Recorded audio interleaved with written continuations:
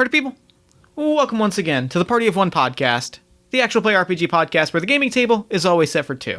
I am your host as always, Jeff Stormer. Y'all, it has been 200 episodes. I don't know. I don't have words. This is incredible. This is the best. This is the best. This owns.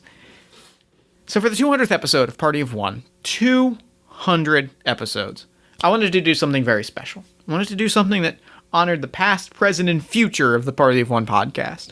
This is a very special episode. We are playing Interstitial, Our Hearts Intertwined, the Kingdom Hearts-esque role-playing game of inter-property crossovers and the friendships we made along the way. I am playing this wonderful game with not one guest, not two guests, but three of my favorite Party of One guests. That is Riley Hopkins, the game's creator, Cole Burkhardt, and Aaron Catano-Saez. The four of us came together to play this wonderful interlocking series of two-player games of Interstitial to really create this wonderful Party of One crossover event. This is a very special episode, and I'm very, very excited. This owns. I can't wait for you to hear it. There's a lot of fun surprises in it that I think you'll really enjoy. It's real good, and I kind of can't wait for you to hear it. You can, of course, find more information about Interstitial in the show notes. You can find links to everyone's projects in the show notes. All the good stuff is there. Before we dive in, I do briefly just want to say thank you for listening for 200 episodes. Thank you for coming with us on this wonderful journey of two-player role-playing game podcasting. This has been an incredible experience, and I am overjoyed. Thank you to producer Jen Frank, who is in the other room making dinner right now, and I don't know if can hear me right now because she might be listening to sports radio, but Jen, making this thing with you has been the coolest thing in the world, and I wouldn't do it any other way, and I am delighted that you're a part of this. It makes doing this worthwhile. I love you more every day. Thank you. Thank you to every one of the 200 some guests that have been on the show. I guess technically lower than that because we've had repeat guests, but thank you to the guests who have made this possible. Thank you to you for listening and for downloading and for doing all those things that you do with podcasts. It makes me really happy, and I can't wait to continue to play games and tell stories and do cool stuff. And with all that said, let's throw it over to me in the past so that he can get started with the show. Take it past me. Thanks, future me. This week, I am sitting down once again, joining me for the 200th episode spectacular. I could not be more excited. Riley Hopkins, thank you so much for coming back on Party of One for episode 200. Thank you for having me for this triumphant occasion, for this showcase of everything fucking dope. Like, listen, Jeff, I'm gonna blow some steam at you right now. You make a really, really good show. Like the energy that you bring both as a tabletop creator and as a podcaster is so fucking wholesome and warm. And I love that this show exists, and I love the energy that you bring to creating every day. Good, thank you. You know what, Riley? Like, as someone that I feel very similarly about, I can't tell you what that means to hear from you. And it really, like, I'm excited for what we're going to be doing today, partially because I handpicked people that I feel similarly about, and that, like, whose time on Party of One I said, like, I've treasured, and I'm always thinking, like, oh, I gotta get them back on the show at some point. So, like, I am glad to hear that. Thank you. That means a lot, and I'm really excited. Riley, why don't you take a moment and let the people know, first, what you got going on, all the cool stuff that you're doing, and then give us a note about, like, what we're doing here today. Listener, first off, hi, how's it going? If you like my stuff, if you like me, you can find me on Twitter at Rev Rybread. That's Rev like Reverend, Rybread like Rye Bread. Right now, you can keep your eyes there. Like, my podcast amounts are going down, but I have a big plan for an If Not Us Then Who podcast that'll hopefully go with some sort of fundraising apparatus to get a physical copy of that game. The idea for the podcast, should it come out, which I'm really hoping it does, I have a cast lined up, is we do episode by episode. So it's like just one episode per episode, so it's a 15-minute actual play. That's going to be so good. That's going to be so good. It's a little tasty morsel. And we just continue pushing forward from there. and just getting to do Power Ranger stuff. And I'm very excited about the idea of the physical copy of If Not Us Then Who, because I found a card printer. Like, I have, like, having just that game to pull out, I think it can be all in one tiny little box on a booklet and cards. Please share that with me when we're off mic, because that's something that I really want for a lot of things. I can't wait. I cannot wait. I'm so excited. But today... Well, tell us what we're doing today. Today we're doing a little bit of a fun interaction, a fun game, if you will. I certainly like it. It's called Interstitial. And do I spoil the whole thing? Do I explain the whole concept of this? I think I probably have talked about it like at the top of the episode. So yeah, let's go into the whole concept. Let's go through what's going to happen like structurally today, because I think future me has teased it by this point. So tell us how this is going to work. Well, Jeff has put together a list of people to play little bouts of Interstitial, and the whole concept of this is we are getting from one spot to another, and we are playing through these connected scenes of Interstitial using past Party of One characters.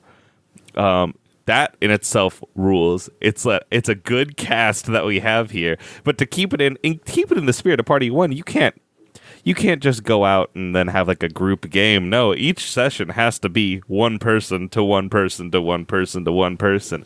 So we're going to be throwing these into the future, and we will be collecting a beautiful squad here. And I cannot wait to show it to you and to show you what's going to happen. But I can't wait to like see how all of this breaks down. Like, it's going to be very cool, or it's going to be a disaster, or it's going to be both. And like all three of those are good options. Every game of Interstitial should be a little bit of a disaster. So I feel like that feels like the heart of the game. That feels like it feels like disaster and great time are the hearts that are intertwined. Nailed it. Back of the box quote. We did it. Shut it down. We're done. The podcast is done. Play the theme music. So, Riley, Interstitial. Our Hearts Intertwined. We've played it before on the show. It is a game designed to emulate stories like Kingdom Hearts, as well as like crisis-level superhero comics. It is a game about taking beloved figures from across pop culture and having universe-spanning adventures that are defined not by what we do, but by the friendships we make and the relationships we forge along the way. With that in mind, why don't you take a moment and tell us the character that you're playing this week that I think the listeners at home will be extremely excited to hear that you're playing this week. After a misfired cannon made him miss the flying space station he was aiming at, Private Razor Beetle soared through space for many years until he crash landed on a distant world. There, he learned to love, he learned to respect, and he learned to be a hero. I am playing Private Razor Beetle from If Not Us Then Who.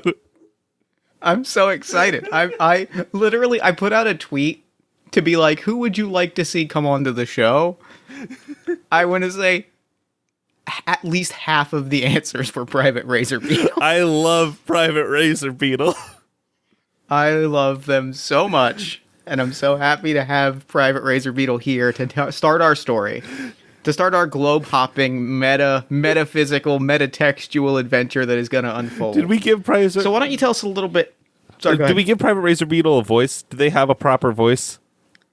I don't think so. I think that everything we did about them was like talking about what they were up to. Also, do we know what their pronouns are? Are they there? Are they he his? Do we land on pronouns? Let's. I want a non-binary common writer here. All right, that sounds great. Awesome, perfect. Yeah, they them. There we go. So we are wide open as far as voice goes. This is your chance to give us the full character of Private Razor Beetle. All right. And on a mechanical level, which of the interstitial playbooks are you going to be playing for this little chapter of our story? I'm going to be playing. This is Private Razor Beetle a little bit into their time as a protector of this distant alien planet, and I'm going to be playing a new playbook that I just released on my itch, called The Paladin. There are people in this world who are steadfast in their thoughts. These people hold their truths close to them and believe in them with their whole heart, and they also tend to carry a big stick. They have a signature weapon, And so with that signature weapon, it's going to be a big honking battle axe that they're going to have on their back. Just like giant, like kind of like, Power Rangers size, where you see it like kind of coming off of their back. And since they were in monster form before, I imagine that they are now kind of like losing some of these monster chunks and have a more, like almost a more Sentai like kind of armor that's starting to show. Oh, yeah. Kind of, the Guyver? I'm kind of picturing like the Guyver. Way back in the day. Like, because I think it's also, I love the idea that like they've been at this for so long that they've kind of like like on screen, they've sort of just had to like shed some of the armor and pieces because they've been damaged. And off screen it was, look, we cannot keep asking this person to act in this outfit. Legally, we will be stopped. But They have threatened to walk off set if we don't give them a more comfortable getup. Yep. And so I'm looking at the Guyver now. That looks fucking sick. But yeah, it's a great Private design. Razor Beetle has the move signature weapon, which means I have their signature weapon, which I'm gonna pick a stat for, and that means I take a locked link of that type with my weapon, and when I use it, I can roll with my chosen stat again, and whenever I destroy something with my weapon will remember it. Love it. That's very good. So Private Razor Beetle has a locked mastery link with their axe, what's a good, like, I think is it just the beetle axe? The beetle axe is, I was just going to say the razor. Oh, there we go. Thank you. The razor. Boop, boop, boop. Lock that motherfucker. Love it. They also... So... Ooh. Please, sorry. Oh, I'm walking through these moves.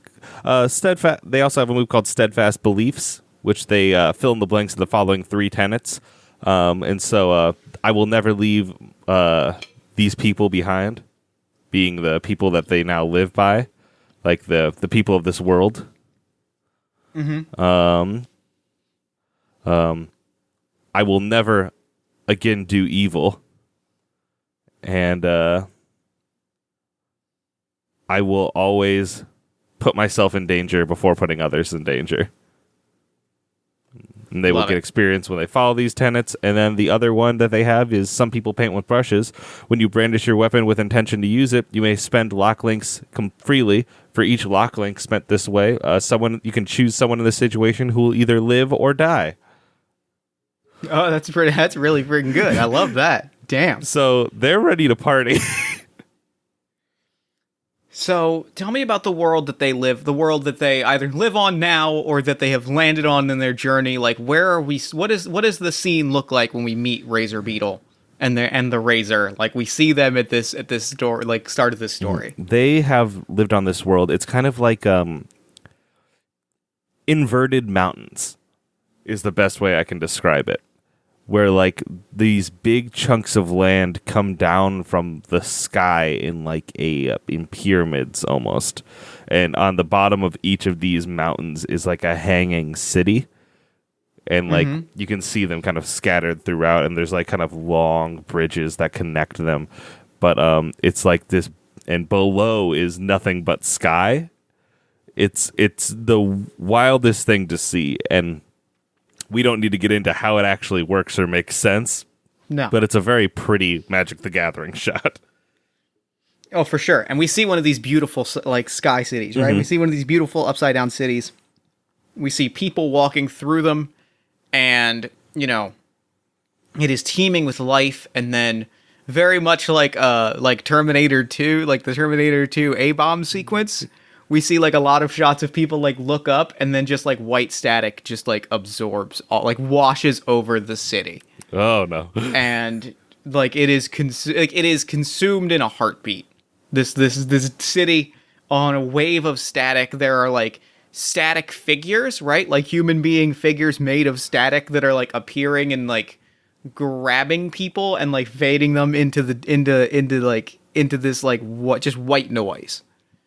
We see this happen in one of these cities, and then we come to the city in which we find Razor Beetle. I'm picturing they are like in a crowded city center, right? There's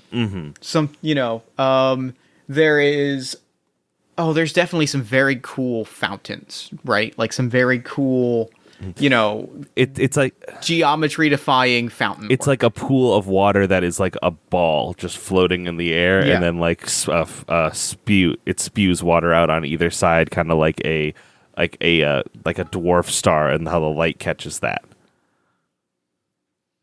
That's so good. They're just cool visuals, and I want to spend a lot more time in this space. But for now, a robed figure is tearing through this crowd that looks vastly different, right? I'm picturing this is all very Star Trek cast off, like Starfleet uniform-esque, a lot of jumpsuits, a lot of pastel colors. Pastel jumpsuits is a great pick. Yep, and this person is wearing like what was cyberpunk at one point, and it is like cyberpunk Mad Max. Like if Mad Max happened in the cyberpunk universe, they're tearing through in this very different outfit, carrying like a small box about maybe a foot long by maybe a little less than a foot wide, like a foot wide by a little less than a foot long, kind of like a briefcase. They're just tearing through the crowd with a small briefcase, looking for somebody. And Razor Beetle, where are you when this person comes crashing towards you? And where are you when the sky beneath you starts to become hazy and white and static? Razor Beetle is in a food court. They're eating with like a group of people and like just listening to them and like hanging out. Like this is just like a group that like they must hang out with like monthly or something. Like it's like a meetup of sorts, not for them, but for like it's like just a general like Razor Beetle wants to catch up on like how's everyone doing here? What's going on? Is there anything that like how are you? Like blah blah blah. It's just like a meetup of just like people in this city that want to meet. And the food court has a glass bottom that you can see through that looks down to the sky. And that's when you can start seeing the static, and that's when they can start hearing the commotion. And they look up from where they are and like look out across the food court down the line of one of the hallways of this shopping center. And this person crashes past you and is just screaming like, I need to find the past and future. I need to find the past and future. Oh no, I'm in the wrong place. This is very, very bad. And like, you see all of this happen. You see them with this briefcase in hand. They kind of tumble past you. And just as that happens, two of these like staticky humanoid figures appear, and one of them grabs this person by the throat. And then I'm gonna say like 3 or 4 of these staticky figures show up, because that's a good number of evil minions. Razor Beetle immediately holds out their arm and boom, like the axe like flips off and goes to it and is just and like stands straight and says fucking, I was trying to have a good lunch, and just fucking swings at one of these static motherfuckers with their axe.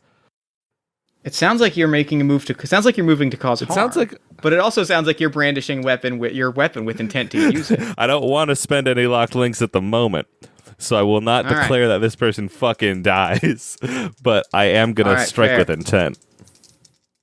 Give me a roll plus dark. Okay. And let's see here. What is my dark? Give me a scroll over to here on my character sheet.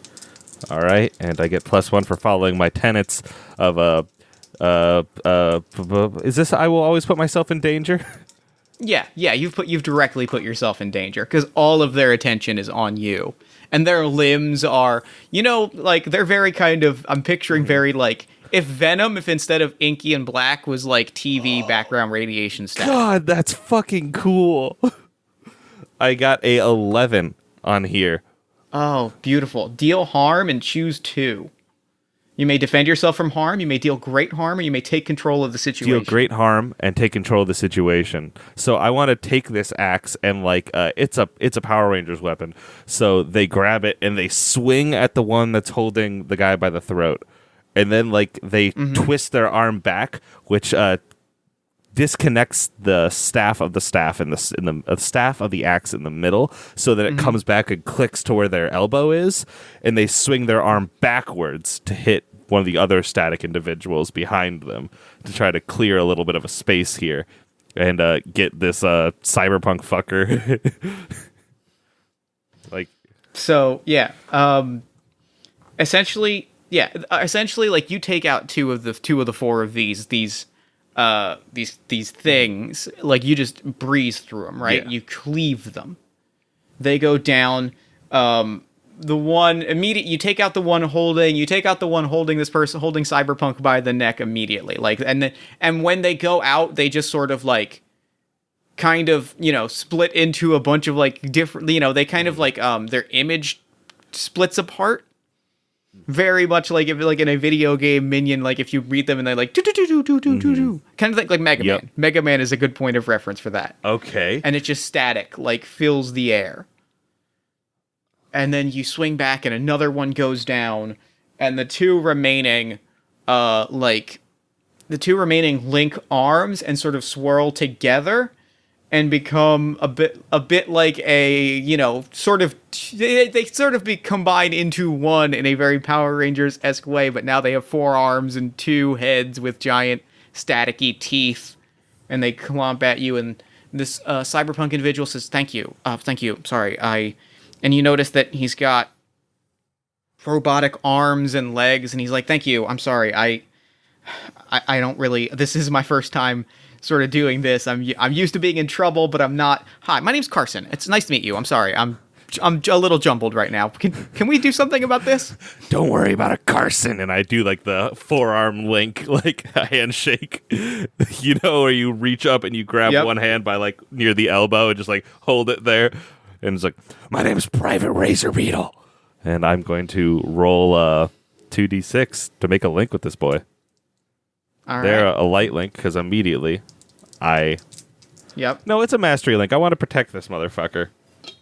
That sounds right. Oh, I'm like, this guy. This guy needs some help. It's a -1, which isn't great.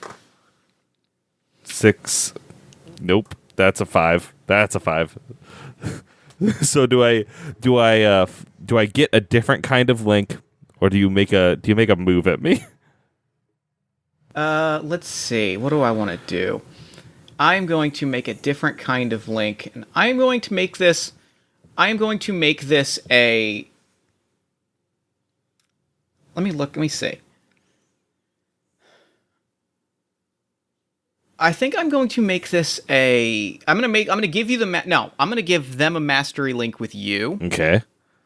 In that they are giving you this quest. Like, in this moment, like...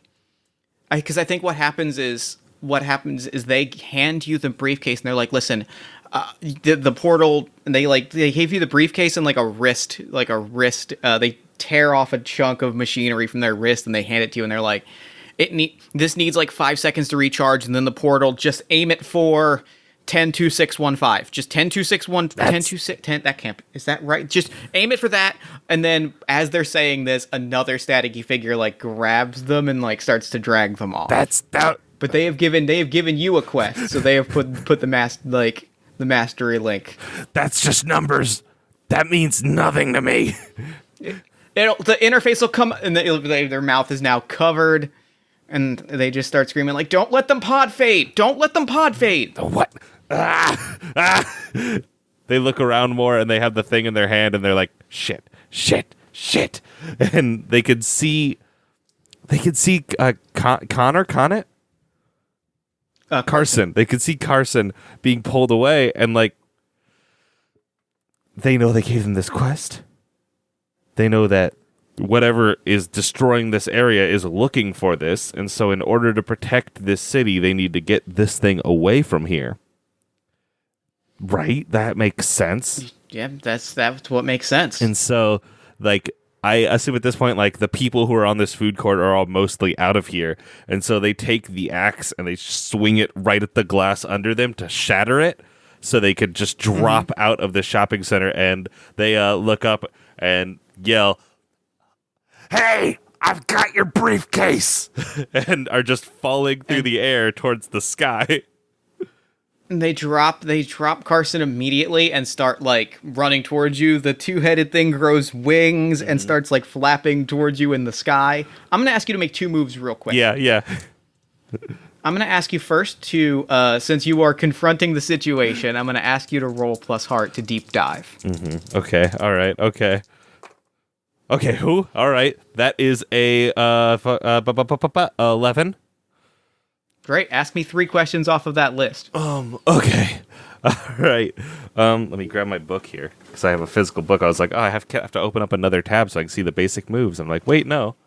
I just have a physical book in my hand now. That's pretty great. That's a good feeling. It's awfully nice. I'll tell you what. All right. Hey, what's the best way out of this situation? The best way out of the situation is,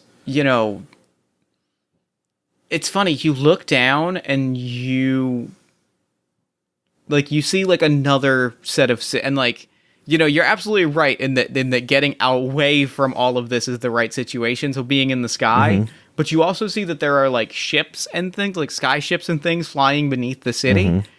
If you could land on one of those, you could convince someone to turn their guns on this thing. But also, you're looking at this thing at this thing that this handed you, and it says it should be ready in like a minute, or like, you know what I mean? Like the clock is ticking, and like you should be able to, even if you just buy yourself a little time, you might be able to activate this thing and do whatever it's supposed to do. Okay. All right. Okay. My next question is, what here is not as it seems? What here is not as it seems. This thing is, you get the sense that like there is a hesitation in how it acts. You get the sense that like, it saw you with the briefcase, it paused for a second, it kind of like looked up momentarily. You get the sense that there is something else beneath or below that is larger and more powerful and like commanding these things like a virtual army. Okay. You get the sense that these things are not autonomous, they are a means to an end or a tool. All right. Okay. And then my final question is what here could I use to blank? What here could I use to make sure that no people are hurt? What you could use is you have your heart. Okay. Which is to say that like all of Admiral Swarm's cadets have like an irradiated like heart thing. They see it. You see it a lot on the Power Ranger series, where like they'll hit a button and it'll suddenly like that's what transforms them into like the giant monster version that like they would fight. So you have this thing that like and let me ask you, why have you never hit this button like this, the heart button before? You ever see somebody get big and then get small again? I sure haven't. I see them get big and they don't come back. It's a good question. That's a good point. Well, you've got that, and like, if you have some degree of control over your transformative power. So you could take a form that could protect the people here, but it would change you maybe forever. Right now, Private Razor Beetle is going to do their best to pull everyone away and like get these motherfuckers out from behind them, and so they are falling. Like they were going down to notice the airship below, and then they kind of spin in the air to see the static thing approaching them, and they begin to they hold onto the half of their axe that is like in their hand, and then like do a swinging motion so it begins to spin, and they just like let it go up to try to like cut the motherfucker with the wings back in half. Give me. I think this is going to be. Would you say that this is perhaps pushing through stress, or? Push through stress is good here. This is like a stressful situation that I am attempting to push through with violence. Yeah. Okay. Okay. So in that case, I am going to push through stress. I don't have any dark links, unfortunately. Well. Should I have a dark link with the Admiral Swarm's armies? Yeah, you have a dark link with Admiral Swarm's army, for sure. Admiral Swarm. So I have 1. Here we go. 6, 7, 8. Cool. 8. All right, pick one. Succeed at what you were attempting. Take +1 forward. Ask a question about the scene or gain an advantageous position. I'll gain an advantageous position, so I will not land the shot. All right, you don't land the shot, but you land on the bow of a ship, like one of the sky ships, just as the timer reaches 0. And like when the timer reaches 0, like a little display comes up of like enter Earth coordinates. I look up at the fucking thing coming back at me, and like the Razor sailing past them, and the Razor will come back, but the question is, do I have the time to wait for that? Private Razor Beetle begins to punch in the numbers, like boop boop boop boop, and doesn't hit send, doesn't hit the confirm, and just standing there like one arm out, like come on, come on, come on, come on. Now it sounds like you're brandishing your weapon with the intent to use it. Yep. I just want the axe back. I'm gonna spend that mastery link with the Razor, right. And I want to point at someone at the scene and say whether they will live or die. And I want to take a moment staring upwards at the Razor and have like the long shot of me making eye contact with Carson. And I want to make sure they live. Okay. So this thing, so you look up and Carson and Razor is coming towards you and stops like dead air and like tears through them, cuts through 2 of the pod faders that are like tearing that are holding Carson. They fade. This winged thing grabs you. The 2 of you are tussling through the sky. The numbers are activated. All you have to do is press it and throw this thing through, and maybe it'll get where it needs to go. I'm leaving Razor like way up there, and I take there's like a side dagger that means nothing, but they take it, they like slap it onto the thing and hit send, and then chuck both their own little knife and this thing, like the machine and the briefcase, into this portal to be like, yeet, like, here we go. I hope this knife will help whoever this lands with. All right. Now, real quick, I do want you to roll mastery to cast some magic as this happens. Oh, buddy. There's this crazy sci-fi magic. 8 minus 1, 7. Okay. We got 7. All right. I'm assuming you wanted to open something. I think I will stick with that. Yeah, open something. All right. So the portal opens, you throw the briefcase through, you tumble through the sky, and what is the last thing that we see of Razor Beetle as we follow the briefcase through the portal? They know that they need to protect the people here, and so they are falling. They're tussling with this motherfucker. They like bang on their chest a few times, and you could see the armor begin to crack and shatter, and a green light glowing through. And then they like breach through the armor to hit the heart, and that's when the portal closes, and we can't see what happens anymore.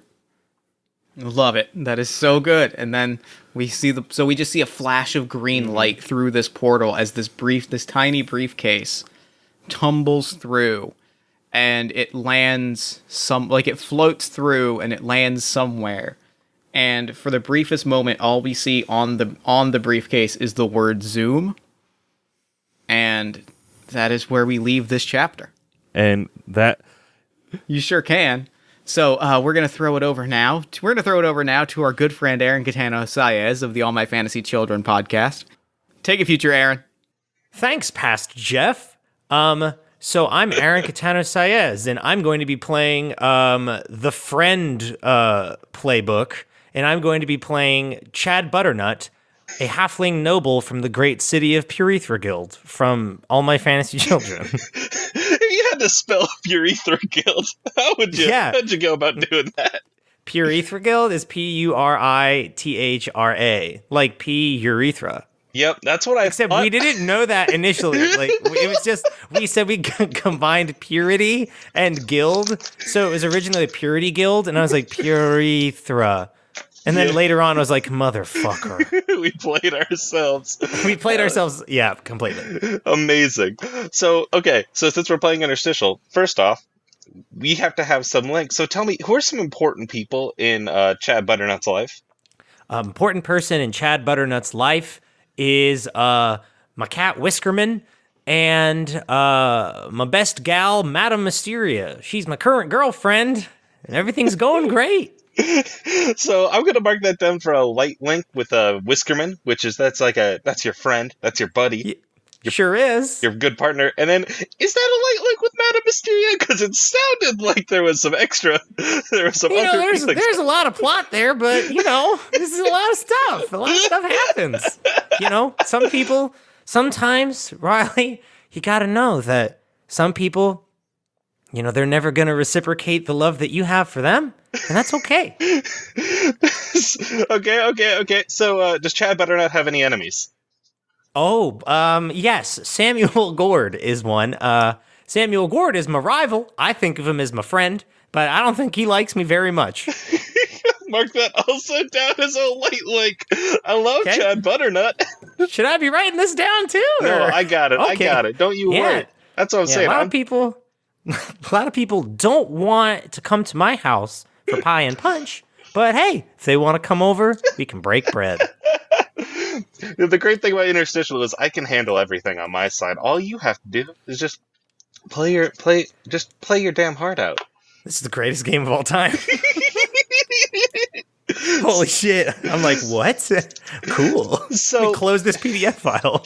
Where does Chad Butternut hang out? Like, what is, like, if it's a normal Tuesday at 3 o'clock, what's Chad doing? PM? PM, yeah. No, you know what? Fuck it. Let's go AM. Let's go. It's 3 AM. Well, the answer is still the same. I'll be sitting out in my hammock, out in my garden, and I'm going to be having my watering can at my side. I'll be in my hammock, chilling out, looking over my plants and seeing how they're progressing. 3 a.m., 3 p.m. makes no difference. It's 3 a.m. NST, which is Nut Central Time. And you're hanging out there. You're sitting in that hammock. You're waving back and forth, and you hear like the sound of like a static slowly building, like away from your garden. It's like to your back left.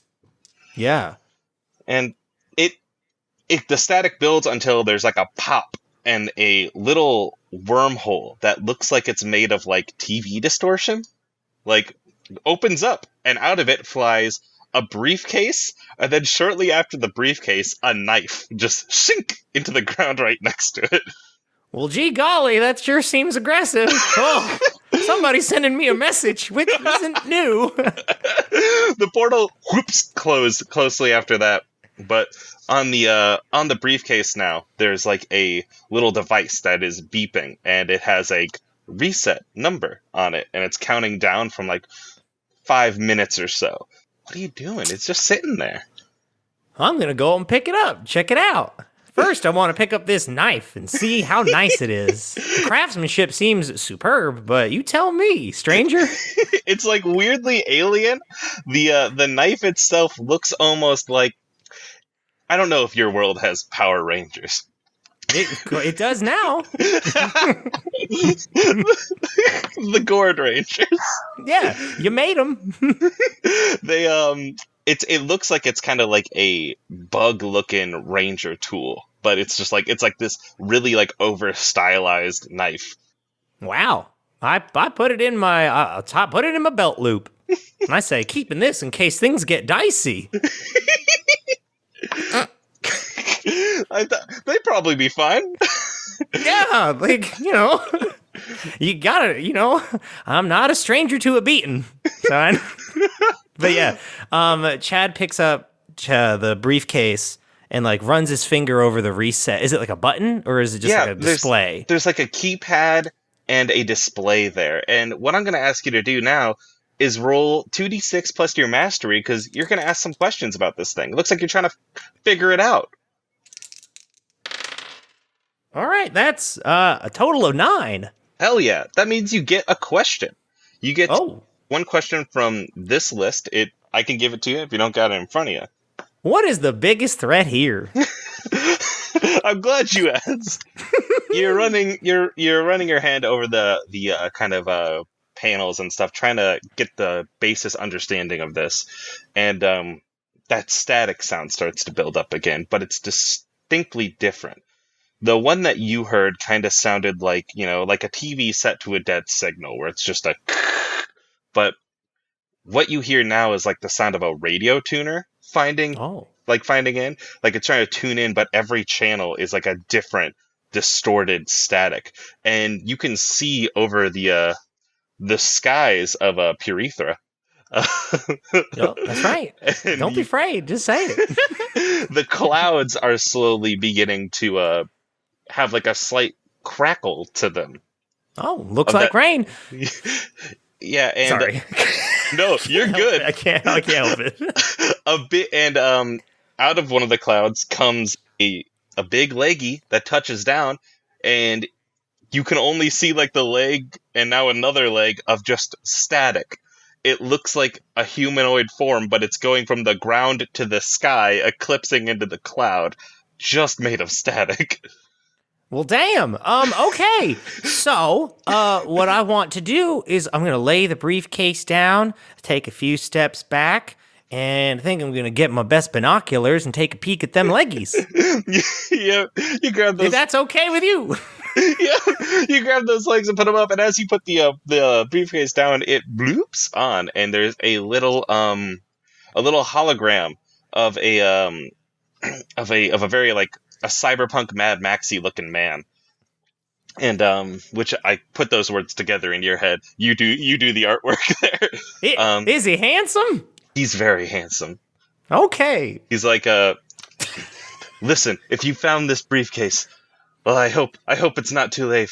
I need you to continue to send this briefcase forward. All that lies here is for, and it starts staticking over, and he's like, it's most important. You need to punch in these coordinates: 4, 8, 15, 16, 23, and 42. And static overtakes his voice. And gosh. You can hear him yell out, "Don't let the pod fade!"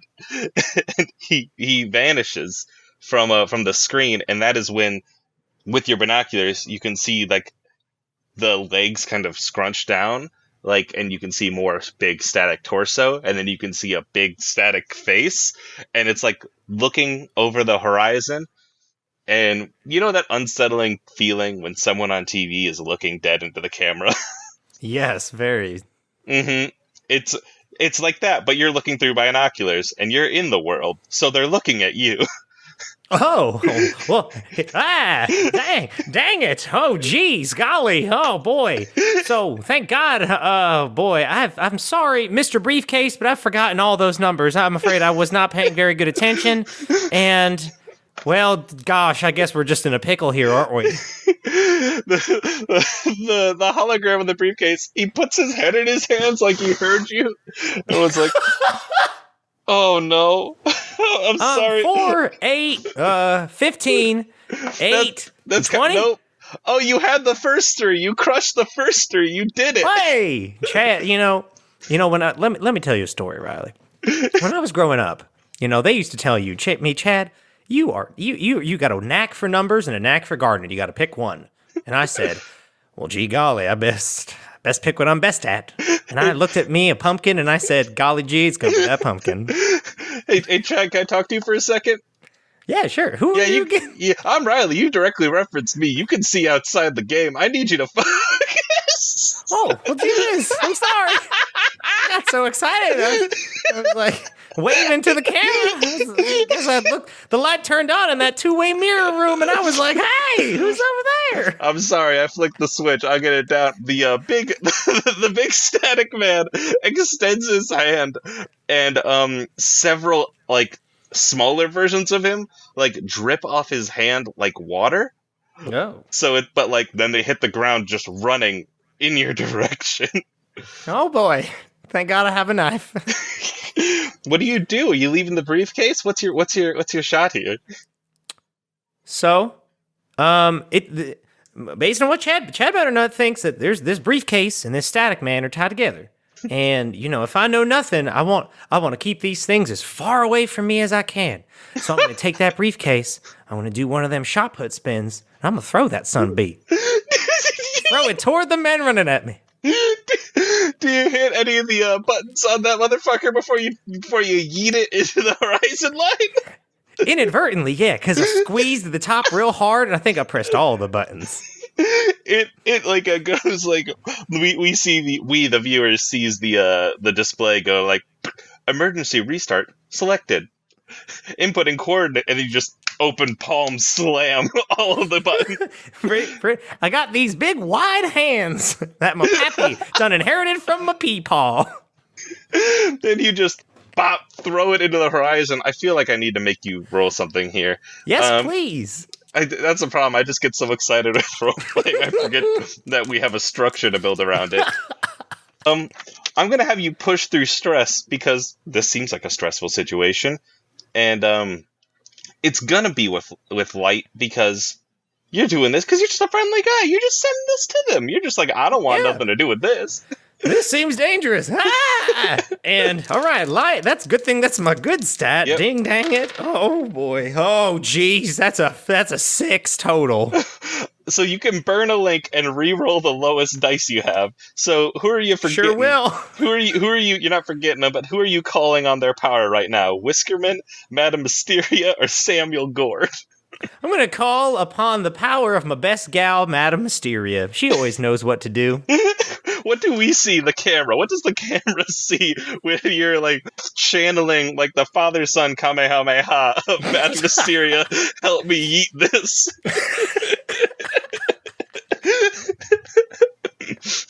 I think I say Chad Butternut calls out, Hey, madam, got your birthday present in here. And she puts her hand on my hand. Spirit of Madame Mysteria appears, puts her hand on my hand, and gives me strength to get it the fuck away from her. Amazing. And re-roll that lowest dice. Okay. Okay, that now is 9. Boom. Total. Amazing. Yep. You succeed at what you're trying to do. You throw that thing, and it goes flying, and as you're doing that, you hit the button, and coordinates are entered, and it reads like, portal activated. And then you throw it into the distance, the static things begin to, like, converge on one another, and, like, pile up almost on top, like, they're, like, running on each other's shoulders and, like, clambering over each other to try to reach the briefcase, and boop, another portal opens up and it goes into it, and they barely miss it. What, when this portal opens, is the last thing we see of our buddy Butternut? Buttroot. Please, my daddy was Butterroot. I can call me Butternut. Please, that's my mother's maiden name, but I appreciate the piece of trivia. So the last thing that we see of Chad Butternut is he throws this thing, and then just like he's watching the whole thing through his binoculars, and he jumps up and clicks his heels and goes, "I'm powerful." That's it. It's nothing really spectacular. He just thinks he did something great. I'm powerful. And now the camera follows this briefcase through the portal to wherever it's going to go next. Aaron, thank you for joining. That's all we need from you. This is a little snippet.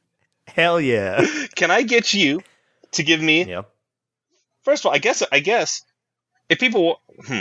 we should put this at the beginning. If people want to find you, Aaron, where can they find you? Can I get a take it, future Cole, from you? Yeah. Take it. Wait, hold on. Take it, future Cole. Hey, thanks, past Aaron. My name is Cole Burkhardt, and today I'm going to be playing Marco, who is the Dark Playbook. Marco is a... I guess edgelord isn't quite the right word for him, but I'm going full-on villain asshole. Marco is very tall. He has dark skin, jet black hair. He has a smile that is a little too big and teeth that are a little too sharp. And wears a dark leather jacket with a plain white t-shirt underneath and a pair of ripped jeans because he's just that person, with some nice combat boots, but he's Hell trash yes. and I love him. Amazing. Okay, so the first thing we need to do before getting too far in is we're gonna make 3 links just with NPCs or people that this man has ran into over the course of his life. Tell me about 3 relationships he's got. Oh goodness, they're all exes.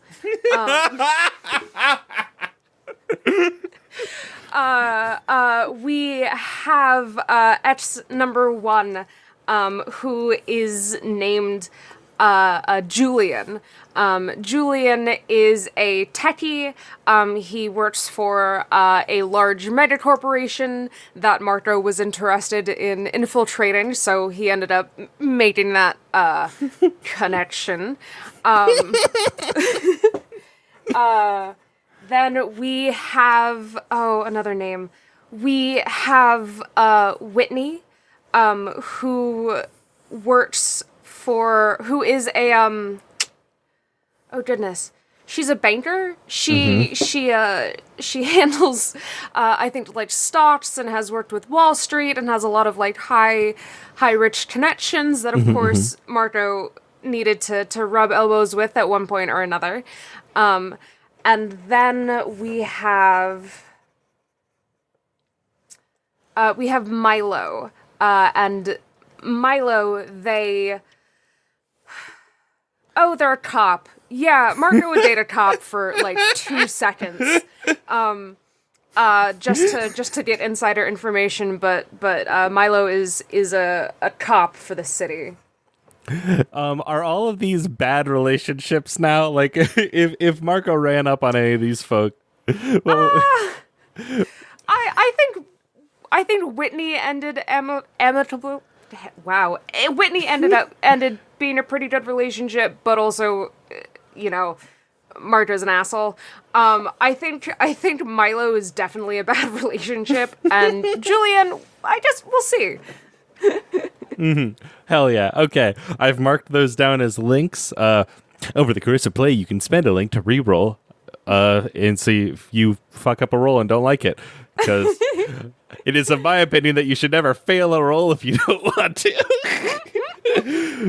So, what's Marco doing at like 2 a.m. on like a Thursday? Oh, on a Thursday, he's probably hanging out around outside his favorite bar. Probably like having a smoke or something.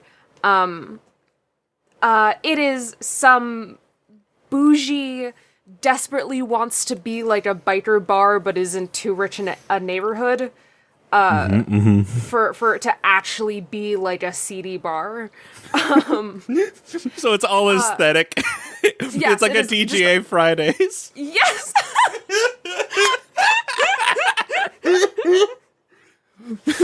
Perfect. Yes, he's probably there. Fucking amazing. Just loading up on Appletinis, ready to go. Yes. Oh no, he will ask for an Appletini in a regular glass. Shut the fuck up, no. Because he doesn't want to be seen drinking a girly drink. I hate him. So he's outside this bar. Is he like out front, or is he like out back in like the alley where he goes to smoke or some shit? Oh, he's probably out back in the alley. Mm-hmm.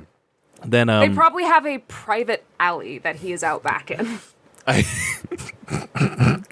You are painting such a word picture, because I'm imagining like the alley, but like you can't actually leave it in any direction. Yes! It's like Roadrunner style, painted like a dramatic scene on either building wall. Fuck. Okay, yeah. There's a guy who's paid to be back there and act seedy. Yeah. He so right now Marco's back there, and you're hanging out, you're doing your thing. And you can hear from like dead ahead of you, like you're looking at like the brick wall that is across from you with like some probably a Banksy art piece or something on it, like a faux Banksy. Yes. And the wall starts to like kind of distort, like a kind of like a TV, like an old TV would, where it has like the different colors that are like cutting in and out and in and out and in and out, and it all seems to be centralized kind of on the middle of it, and that begins to kind of slowly peel open, and you can see, for all intents and purposes, a wormhole, and out of that wormhole, directly at you, shoots a briefcase, and you can just a briefcase just flying at you. I guess I'm gonna try and grab it. Yeah, you do, because you're that kind of cool person. I don't think you spill your drink. You just palm it in the air, and there are some leaves that are floating, very autumn style leaves that come out of the portal too, and you can get the smell of cinnamon and nutmeg or whatever. It's very pleasant. But you have this briefcase in your hand, and on it is a little screen with a kind of a touchpad, and on the screen it says destination not reached, resetting in 5 minutes, and it's boop boop, counting down from there. Resetting. Interesting. I'm going to set down my drink. I'm going to flick my still lit cigarette into the alley. Oh. The dude who was there, I probably don't care about, because he's probably just a bouncer. I want to try and open this briefcase. Yeah, I want to open this briefcase. Okay. It's, to do that, we are going to, because right now it's locked pretty tight. It's locked tight. But to do that, you have two things in front of you right now. You can either try to, cast a little bit of a magic-y funk on this to see if you can crack it open, or you can just examine it, see if you can't bust it open that way. Yeah, what type of, is there a lock on it, or is there it's the numpad goes over one of the crevices of the briefcase itself, and so it's clear that numpad is what's keeping it locked. I don't know that I have any specific moves. The basic moves you could either deep dive to ask questions about it, or you could cast magic, because that's got the answer that just opens something. I want to do a deep dive at the moment. Roll with mastery.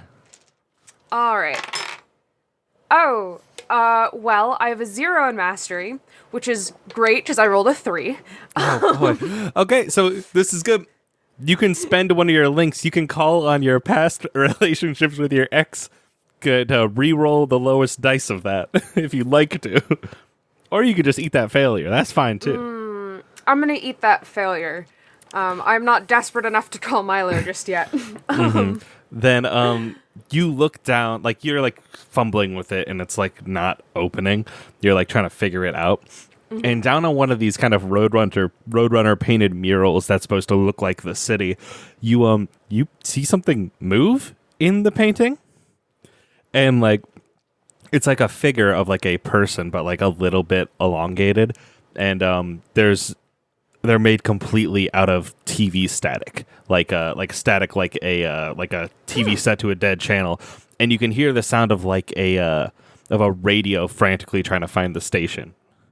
And it's only getting louder as they look, see you, and begin to walk at you out of the painting. I am going to actually do a move now. I think we see Marco look up, see the figure. He is gonna curse and then step backwards back into the club, and I want to hide in the shadows. I'm gonna roll with Dart to obscure myself from identification, and depending on how well I do, some stuff happens. Hell yeah! Do you have the briefcase with you? Yes, I'm taking the briefcase with me. Hell yeah! Hell yeah! Oh hell yeah! Let's see. I rolled. That's a 9, but I have how much in Dart? I have 2 in Dart, so that's an 11. Hell yeah! Which means I get to choose 3.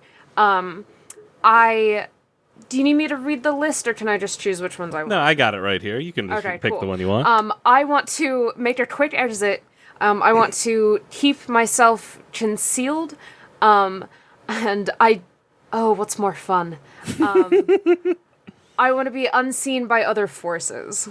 So you step into the club with that briefcase, and you do that like kind of like step back like we'd see on a CW show where you'd kind of blend into the crowd.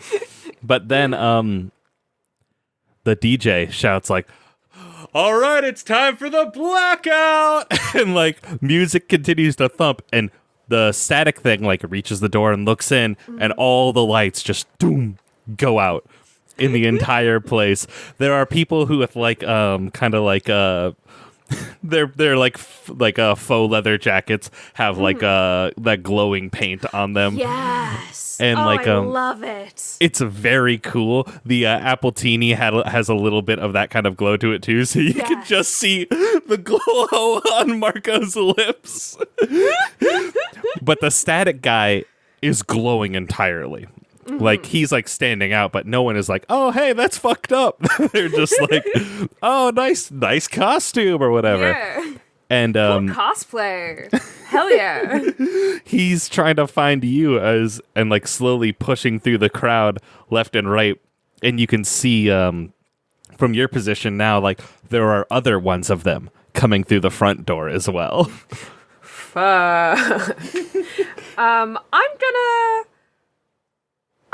You know what? Yeah, fuck it. I'm gonna try and find the VIP area and like hide in there. Okay. In fact, I'm going to I just flag down the bartender. I think as they turn, I like from a casual observer, it looks like I'm just placing my arm on their shoulder, but I have a fucking death grip on their shoulder.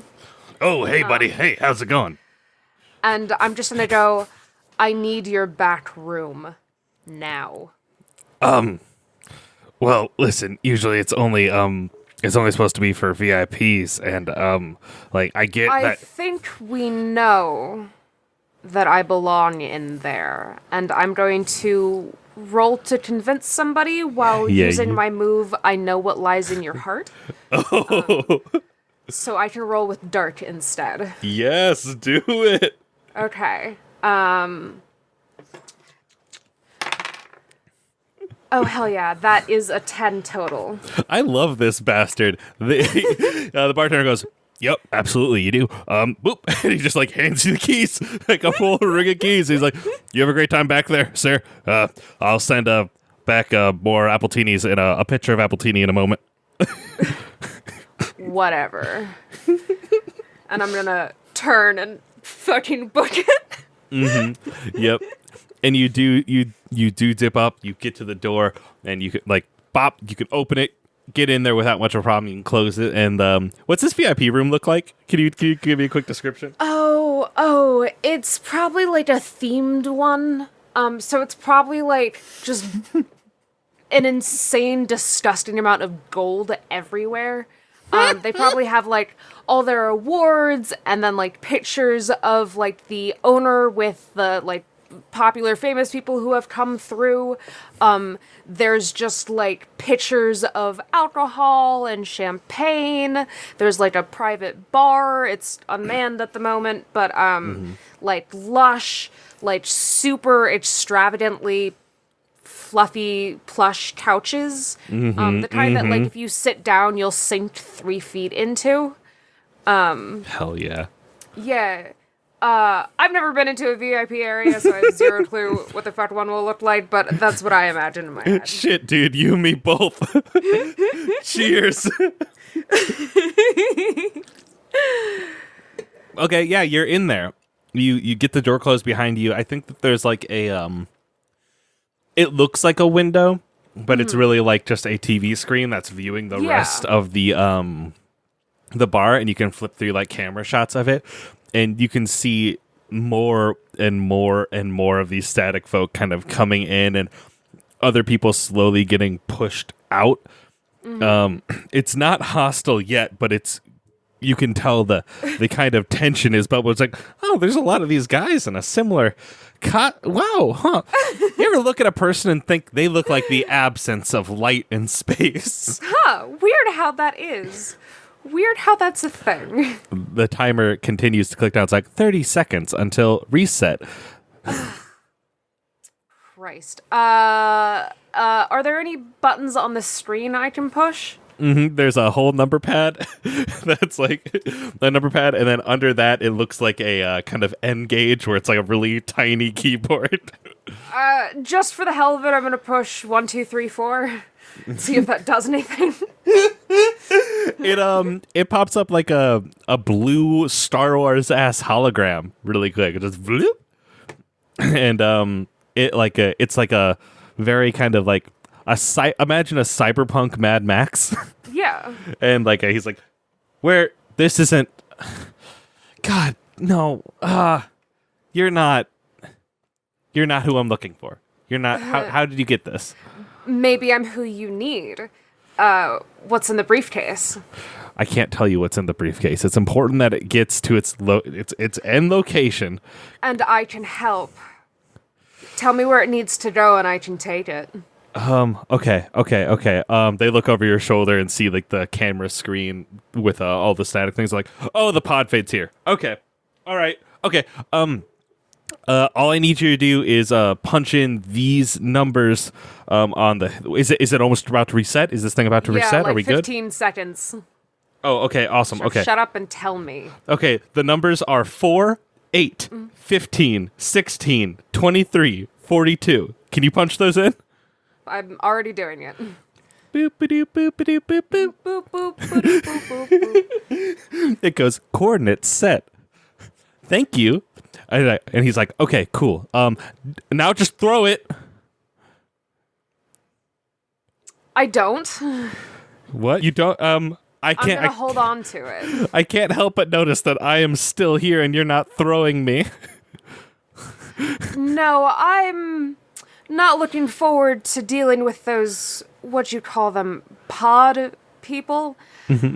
I think I'll be coming with. No, they'll follow this. I promise you. I promise you. Well, then I'm up for the ride. Oh, God. Yeah. This is me, Cole, out of game. Do you need me to throw this suitcase, or can I come with? If I didn't just record the final episode with Jeff directly before this, let's see. What can I do? What can I? That's fine. It's. I can make it extremely like. I can make something happen that will make you drop it, and then it will warp away. Yeah. Fuck it. Let's do that. There's a knock at the door. Just look. I Hello? don't answer. I've come with the Appletini, and some of your friends are here, and they have a similar kind of composure to you, so I can only assume that like they're part of the same group. They're very mad. Did I lock the door? I don't think he did. He opens it, and he's got like 2 pictures of Appletinis that are glowing under like the black light look, and there's just a crowd of these static motherfuckers, and they begin to pour in. I take a step back, and as I do, I let go of the suitcase. I think I'm like, I go to reach for, and then realize I don't have any of my like my weapons or my cool like knife cane or fucking whatever that I have. I had to check it at the door for that bullshit. And I drop the suitcase. I think we see it like topple over. It topples over, and then the portal that you saw come for it, it cracks open, and it just continues to topple downwards through this portal. What's the last thing we see as the portal closes? Like the camera looking through the shot. Marco is reaching for the suitcase, and you see him like his mouth forming the words "motherfucker." And then whip, it shuts closed, and we follow the briefcase now further and further. to a small town on the eastern coast. And that's it. We're good. I wish I'd recorded with you first because that would have been so fucking funny. It's okay. It's okay. Hell yeah, dude. All right. Okay. So the only other things I need from you are a quick take it, future Jeff. Take it, future Jeff. Enjoy. Thanks, past Cole. Riley, we are back. We are. And so we've come to the end of the road for this We episode. are here to finish what we started. Indeed, like a beautiful sandwich we've come together.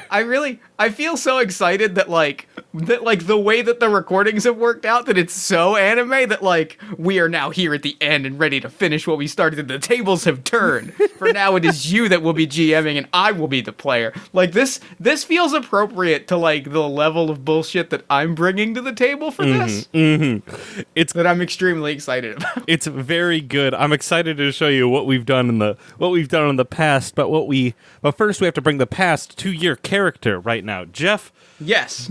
Do you want to tell the listeners who you're playing today? I do. I am playing so as we established, these are all characters that we've played before, we've had in podcasts before. I looked through my list of like characters I've played on Party of One, and there was only one that I felt like I wanted to play in Interstitial.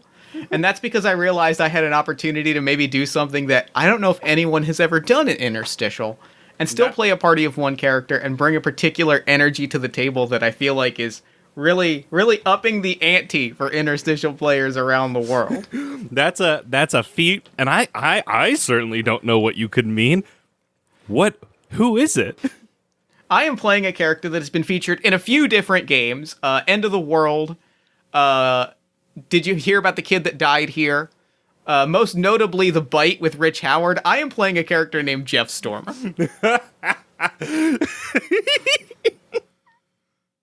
I am playing a legitimate self-insert.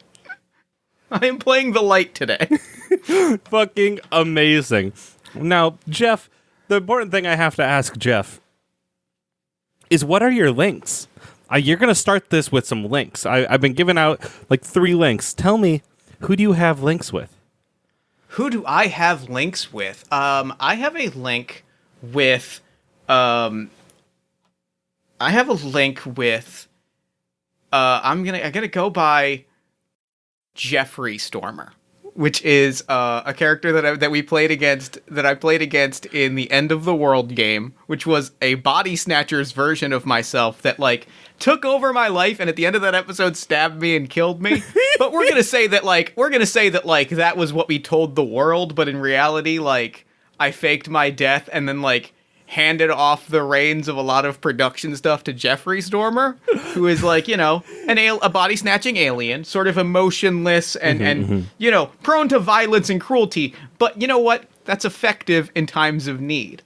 I also have a link with we will say I have a link with off on another, you know, a virtual link. So that one is very much, I think, a dark link, right? Like that is a link of we are enemies, we are kept at a distance, and we are like, I know that I can't trust him, and he knows he can't trust me, but like it's valuable that we work together. Indeed. I have a light link with a virtual friend that like I have been in touch with. The translation is a little scrambled. We've only ever talked over computers, and that's partially because he lives in a galaxy far, far away. His name is Bam Trindo. He is a Bothan investigator that like we've kind of been talking, and I've kind of been trying to console him through the fact that like he tried to steal some Death Star plans and is currently, like, Imperial guards are, like, racing towards him. Time has been a little, you know, there's a little bit of time dilation. We're kind of in this still moment. And the last link that I have is I love the idea of having The other link that I have. Let me think about the other characters that I have played in the other games that I've been in, and what level of bullshit I can bring to the table. Can I suggest something? Can I suggest something right here? Yes, please. Can I suggest a heart link with the party of one audience? I love it. Yes, done. The podcast audience is there for me. I love you truly.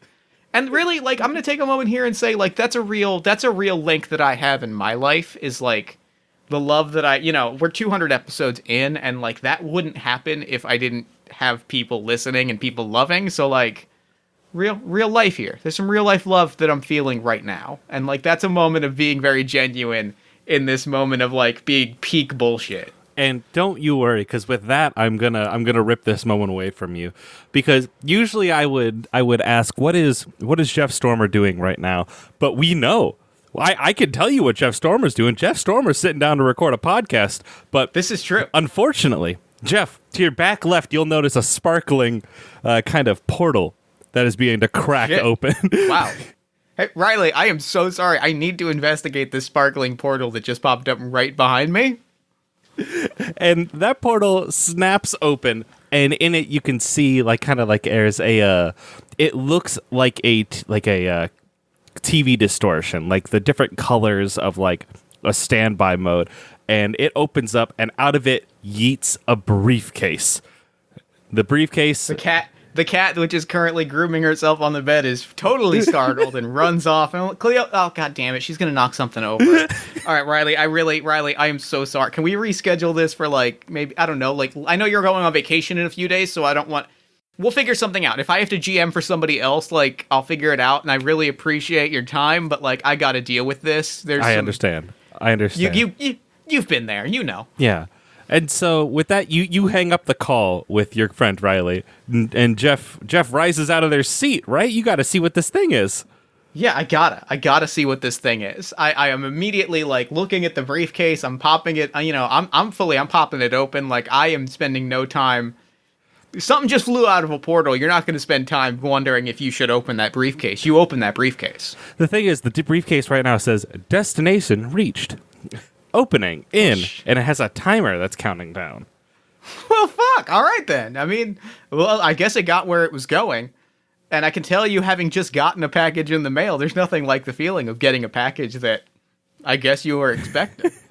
Yep. And I don't think there's no way you could have been expecting this, but like there's a few buttons on there that says, no, wait, there's not buttons. There's a kind of a hologram that pops up. And that hologram has some kind of cyberpunk Mad Max looking motherfucker who's like, no, this isn't right. And this little hologram's looking right at you. And it's like, this isn't right. Oh no, I'm too soon. I'm too soon. And he's freaking out.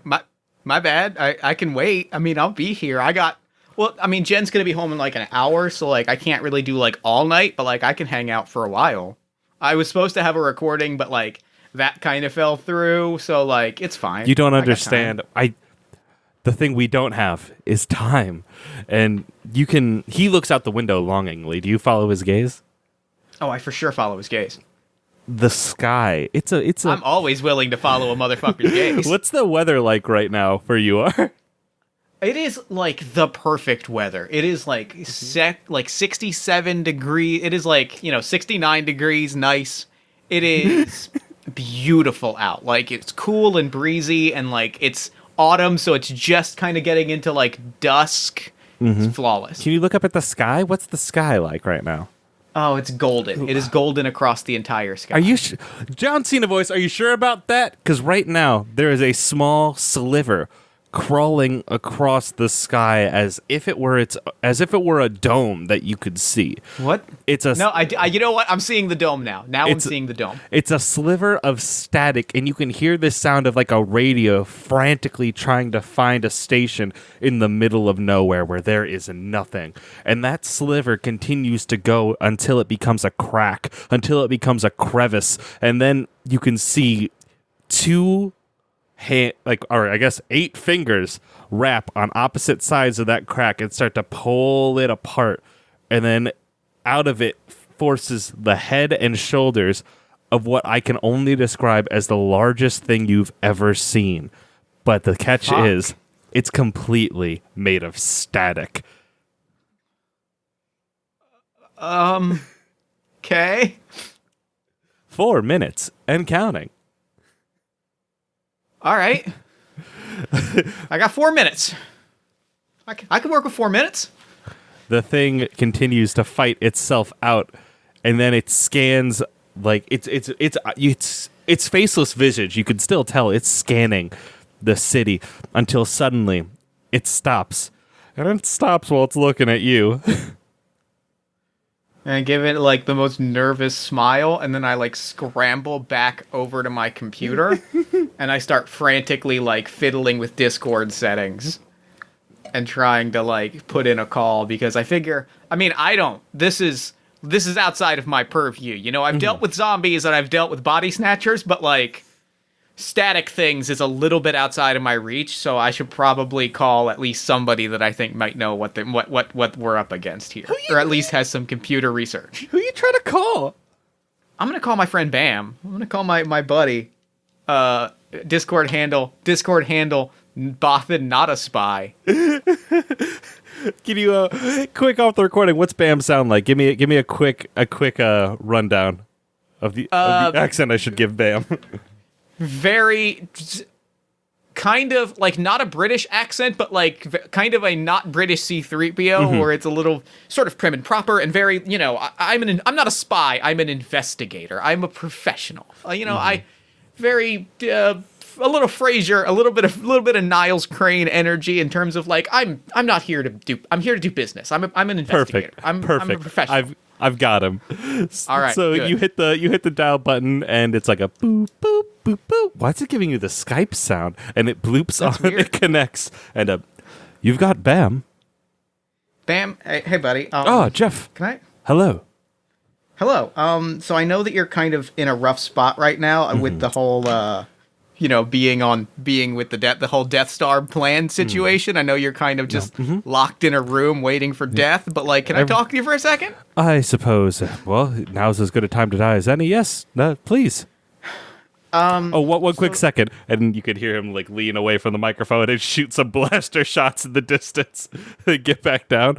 Yes, quite okay. God, you're very cool. First off, you're very cool. I just wanted to say that, and I miss you. I appreciate it. I miss you too. I'm also going to miss my friends and family back at home. The rest of the Rebel Alliance. But again, enough about me, please. So I need some help. I need some quick research done, and you're kind of my research guy on account of all the fancy computers. There's a giant thing made of static that just pulled itself through the sky, and it just touched ground. It just touched ground, and it's coming towards me, and I kind of need to know at least what it is and how to, what I might be up against. Jeff, I'm sorry, but you're cutting in and out. I can't, Discord seems to be robot. Is it? It's every time with Discord. Is it set to voice activity? Let me hold on. Let me check my settings. That's here. It's the latency was way down. Let me just. Yep. Is that better? That's better? much better. Your mic still doesn't sound super clear, but it's making sense. It's fine. That's fine. I'm not too worried about mic quality. It's more about, thankfully we're not recording right now, so like I'm free to be a little bit looser. Yes, of course. Giant static. Let me check. I'm tapping on my data pad. Yes, I have something here. How big would you say this static The thing largest thing that I've ever seen? You look out the window again when you say that, and you can see it is moving towards you, but not like walking, but like in a slow crawl in a terrifying horror movie way. But again, I hate this. I hate it. You see its hand come down on like a nearby commercial area. Oh man, I like those. They had that building had really nice ghost signage, and that's really that's going to be a loss to the neighborhood. It's again no features on the face, but it opens where its mouth should be, and by that I mean its jaw stretches downwards, and for a moment you can hear the radio station find a signal, and that signal is just screaming Jeff Stormer through static. So anything you got on that? Because it's kind of I kind of got to go fight this thing. Yes. So anything you got would be great.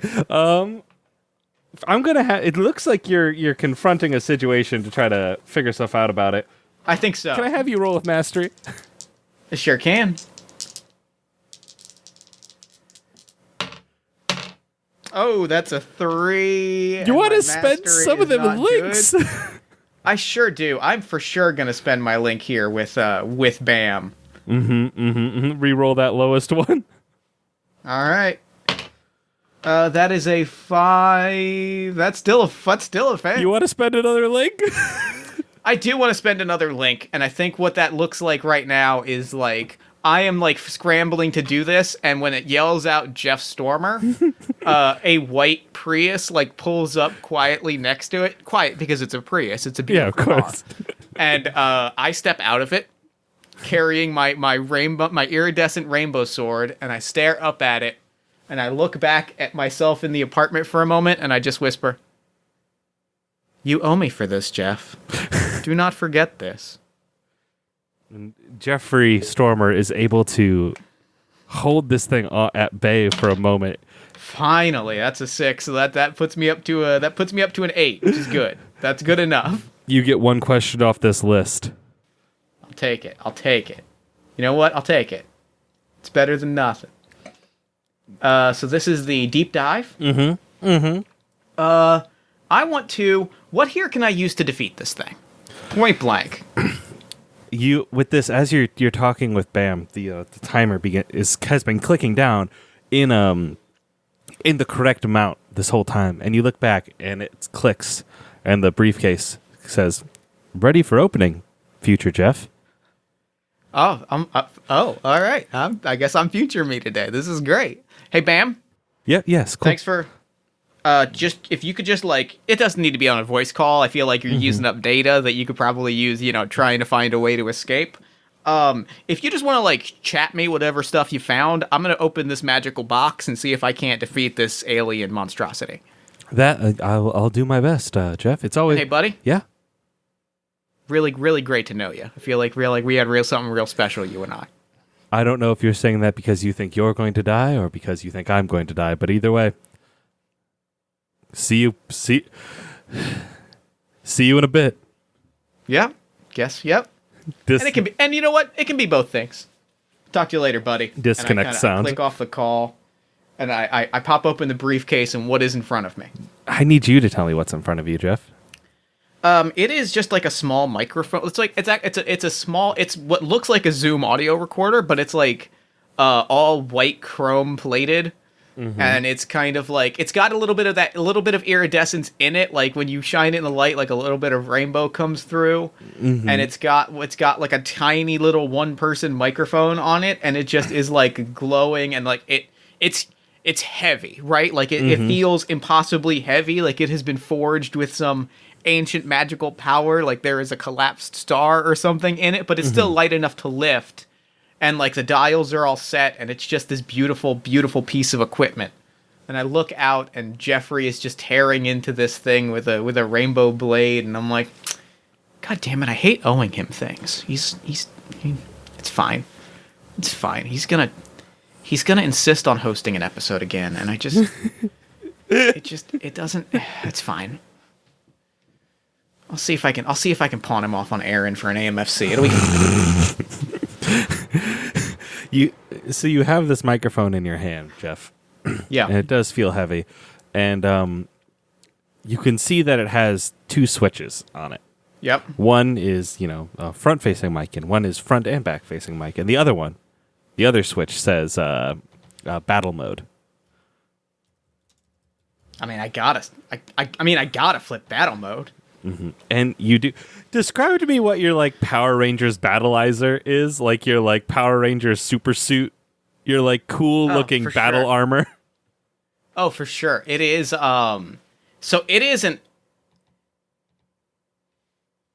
It is my battleizer suit is like it like washes over me, and I am now wearing like, I think it washes over me, and it's just like you watch the clock tick you watch the clock tick several hours over in like the built-in clock on the Zoom, and it's like Thursday at 7:13, Thursday at 8:13, Thursday at 11:13, and it flips and it's like Friday at 7:13. And when it pans over, I am wearing like a white suit with the same kind of slight iridescence. And I have, my glasses are like bright neon red, right? Like they're glowing like cyberpunk red. They match my cyberpunk red glowing chucks. Absolutely. I am wearing a full-on rainbow like glowing bow tie, and like I think the glasses, bow tie, and chucks are like fully iridescent, and they're like neon, where they're like cycling through shades. The Party of One theme is playing under this whole thing. And I click my cuffs, and I set down the mic, and I'm like, all right, guess we're going to battle. When you go to sit down the mic, you like squeeze it for a moment, and then out of the top of the microphone comes a large glowing red blade. So as your weapon of choice. Hell yeah. Fucking Jeffrey out there, he's starting to be put on his back foot. He's fighting, but it's not looking good. He's starting to get surrounded by the little statikies that are all coming on all sides. What do you do? I leap straight through the side window of my apartment, do a cool flip, and then do the superhero landing, like the Will Ospreay superhero wrestle landing, where it's on one hand on the ground, and I'm like, all right. And I look over at Jeffrey, and I'm like, jealous? And he goes, "It took you long enough, Jeff." See, here's what people don't appreciate about you. You're funny. And you know what? I appreciate that. I appreciate that. We got it. We'll talk about this later. The camera can see a shot of both of you standing to your full height. You have a sword in your right hand. Jeffrey has a sword in his left hand. And the two of you... We'd like do a quick like low fist bump. And that's we do that, and I whisper, "Pitter patter," and then Jeffrey goes, you have also been watching The Letterkenny." Yeah, but yeah, it's real good though. I have also been enjoying it. It's really, it feels very the love of language is really there, and I thoroughly appreciate that. Stormer! We gotta stop being distracted right now. It swings one big fist down at the two of you. What do you do? I throw that sword, up, and I throw the sword up to block it, and I throw that sword up, and I block it, and I flip on the switch, right? I flip on the switch, and I just start the microphone starts recording, and I am holding them there with the sword, and Jeffrey is crossing his, and I just start screaming. Step back from the mic. Hey, party people, listen. Things are not looking great right now. There's a lot. You're seeing them. I'm imagining these things are covering the world. But wherever you are, whatever you're doing, I just need you to work with me right now. I need you to believe. And we get a quick montage of people all around the world. Time and space are echoing out. This is Mel and Ben from Pod of Love, and we're here to wish you a happy 200th birthday. Yes, you're 200 years old. Happy birthday, You're Jeff Stormer. super old. Congratulations. Old and awesome. Good job. Don't die. Keep having a party of one. Hey, Jeff. I just wanted to do a thank you for all the really good times I've had with this podcast, both listening to it and being on it. It's some of the most fun I've had in an audio medium, which is a weirdly specific thank you. So I hope you have a good time doing 100 more, because I want them on my desk by Friday. Hi, Jeff. Will here. Just wanted to say congratulations on 200 episodes of Party of One. I guess you could say it's a party of 200. Anyway, here's to 200 more. Hi Jeff, this is Ozzy, Cowhemd on Twitter. I think I first heard of your podcast when you did Star Wars with Chris from 080, and I've been a fan ever since. I especially like that you focus on lesser well-known and indie games, quite often with the designer. And so Party of One has not only been an excellent entertainment, but also a wonderful source of new and exciting RPGs for me. Thank you very much, and keep up the good work. Jeff, congrats on hitting 200 episodes with Party of One. That is a huge accomplishment that not many people can say they've done. I am super proud of you, of every episode that you've done and all the stories you've told or helped tell. You're an amazing storyteller. I can't wait to see what you continue to do with both podcasting and the games that you design. You are an inspiration, sir. Thank you so much for everything you do.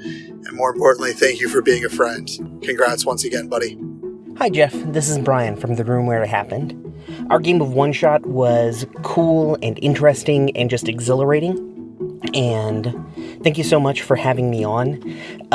Your show is awesome, and you are awesome, and I feel really privileged to have been part of such a creative and interesting project.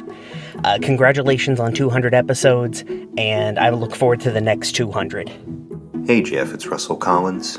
Party of One podcast is the inspiration behind one of my big projects. So really thank you so much for all the work you've done to champion the single-player, single-GM game format. Congratulations on 200 episodes, and looking forward to many, many more inspiring shows. Hi, Jeff. Congratulations on reaching 200 episodes with Party of One, and thank you for all the wonderful stories. I am so excited to see what the future has in store. With love, magical girl Kira. Hey Jeff, congratulations on 200 episodes of Party of One. Here's to hoping for more great stories about people stepping up to be heroes, wrestlers refueling their passion for the art, and sad, heart-wrenching tragedies. And here's to even more great character names. Thank you again for 200 episodes, and I cannot wait to see what you got planned for the 200th episode. I have done exactly 2 episodes of Party of One, and on the eve of its 200th episode, that means that I have done exactly 1% of all Party of One episodes, which means I am a 1%er, and thus very powerful. And as a 1%er, I want you to know that Jeff is a wonderful and kind person who puts immense care into creating a great podcast for everyone to listen to.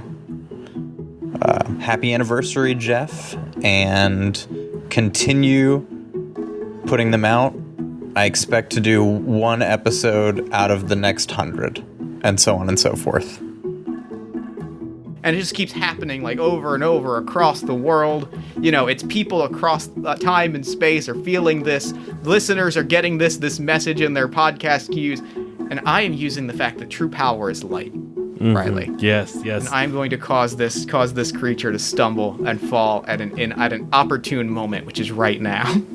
Beautiful. Using the power of this heart link that I have to cause them to fall, so that I can make my move. Mm-hmm. And they do. Their fist is against your swords, and it's grinding for a minute, and then your swords begin to just like shatter the static.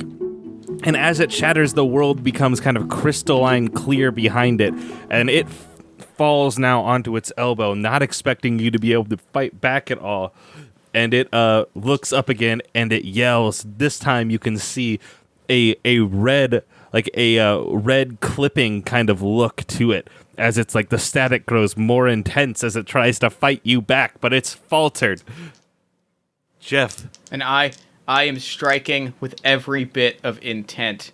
No, I'm tearing through it. I could strike with intent right now, but I'm not going to. I want to get to its heart and get it to a standstill so that I can tell it to leave. Then Jeff, please strike to subdue. All right.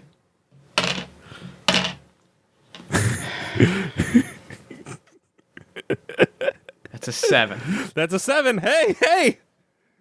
That's something. I'm going to take take something from them. What do you? I'm going to deal my harm, Mm-hmm.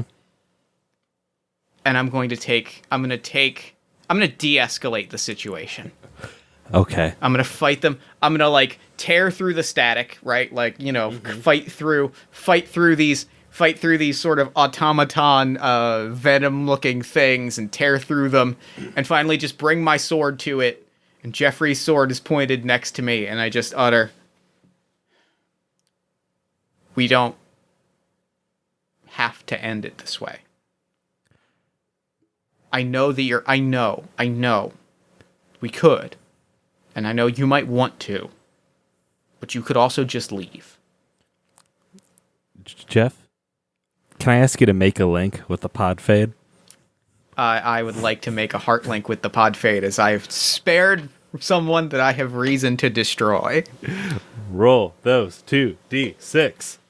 I don't have to roll. Oh. I have mercy. Oh, fuck. Beautiful. I have made a heart link with them, as I have spared them, and I've said, I understand. I am giving you this today. Mm-hmm. Because on some day I will need something. This world will be in danger. And it's gonna, I guess, fall to me to save it. I don't know why that keeps happening, but it's what's gonna have to happen. So I'm gonna ask you, once and for all, leave in peace and go claim another world if you have to. It looks at you for a second, and it's like smaller now. It's like you size. Like you've reached the core of it, and it's on like one knee, and it gets up, but you can tell the hostility has dropped from its form, and like the static continues to crackle until it starts to pull in color, and it begins to make itself. You can't like quite make out the face that it has, but there's just something oddly familiar to it.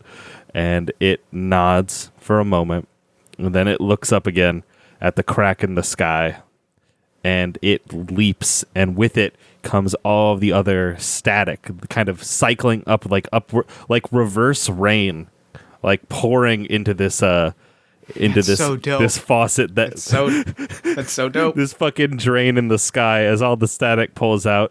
That commercial district is fine, actually. You're good. You saved it. Oh my goodness. There will be such a relief. No destruction of local business on Party of One. But it falls into the sky and vanishes. Your battleizer fades. You unmorph out of your superior your intense battle form, and you have your clear microphone in your hand, Jeff. And what do you do? I think I like look over at Jeffrey and I'm like, so I was supposed to record a podcast tonight, but like kind of feeling a little pod drama'd out with this whole thing. Do you want to go play a game like not on a microphone? Why, I would enjoy that a great deal. All right, let's head inside. Do you drink? I know you're like an ale. Do you drink beer? I have a slurry that I personally care for. It's sour. Sour is so good. Oh my god! Can I try the slurry? I would like for you to try the slurry a great deal. All right, let's head up there and get some sour beer, some slurry. This is gonna be a great night. And I think we head inside, and I put the microphone away for another day. Mm-hmm. And the camera lingers on that microphone. It's sitting in the desk drawer, and it shines for a moment. And on the front of it, on the front of the microphone, on the lower part of it, in between the two switches, there's a little bit of a glow, and you can see now shining there is the new Party of One logo. Fuck yeah, yes! And then the theme hits again. Oh my goodness! Thank you, everyone. Thank you, Aaron. And thank you, Cole. And thank you, Riley. Riley, thank you so much for this. This has been everything that I wanted from Party of 200. This was a delight. I'm so excited to get to hear all the rest of this. Thank you for helping make this happen. Real quick, as I'm going to ask Cole and Aaron to do, where can I find you and your work online? Don't you worry, I've already asked Cole and Aaron to do it, and so you can just take those those clips. You can find me on Twitter at Aaron Catano-Saez, all one thing, no underscores. You can find my character creation, world building and storytelling podcast that I co-create with Party of One's Jeff Stormer, All My Fantasy Children, at allmyfantasychildren.com, Spotify, iTunes, all the places cool kids and cool teens are getting their podcasts. I'm here to tell you, listener, that AMFC is the best creation cast I have ever listened to, that has ever graced mine 2 ears. God damn, I think there's like only one. I'm pretty confident we're the only person with this stupid format. So he's, there's no lie there. So you can find me on Twitter at King Coal Miner. You can also find the podcast network that I am a part of, the Piece of Take Podcasting Network, on Twitter at POC Podcasting. We are a network devoted to helping people of color and other marginalized identities find their voice in the podcasting community. I'm also cast. When is this coming out? But yeah, those are the places you can find me. So, enjoy. If you want to find my work online, listener, first off, don't do that. Applaud again for Jeff and 200 episodes. Congratulations. And now stop your applauding. Everyone stop applauding and follow. You can find me on Twitter at Rev Rye That's Rev like Reverend, Rye Bread like Rye Bread. And you can find the games that I make at linksmithgames.com. Coming up soon, I think I'm going to do a Kickstarter for a physical edition of If Not Us Then Who. So keep your eyes peeled for that. That's going to be so good. You know I'm going to promote that on the show, so I'm excited. Riley, thank you for this. Thank you to Cole. Thank you to Aaron. And for now, I am finally going to throw it over to me in the future so that he can wrap up with the show. Hey, future me. Congrats on 200 episodes, buddy. Take it away. Thanks, past me. And thanks again to Riley and Cole and Aaron for coming onto the show. I am so happy that we got to share this game together and go on this journey and play these games. It was cool. It was everything that I wanted this episode to be.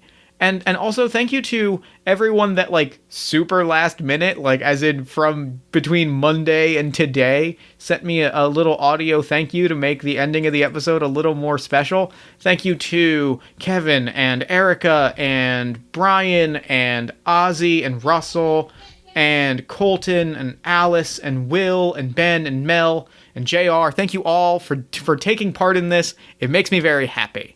Obviously, go and follow everyone who contributed to the show. Follow them on Twitter. You can find their links in the show notes.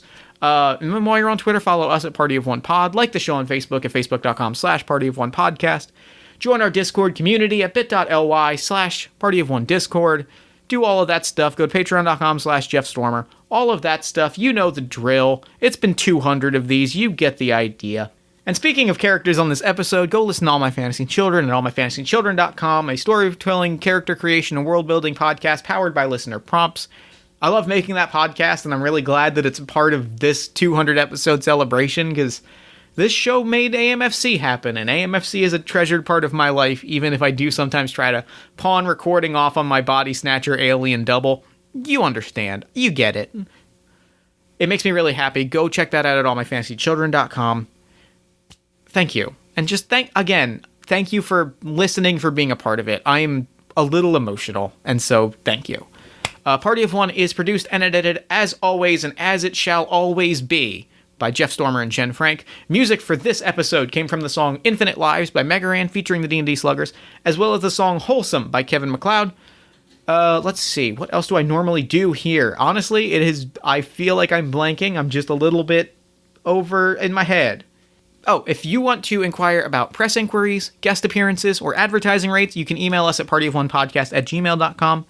And I think that's it. I think that's it for me. Until next time, thank you so much for listening. Remember to fight the forces of fascism every single day. Remember that self-love and self-care are radical, defiant acts of resistance. And until next time, here's to 200 more goddamn podcasts.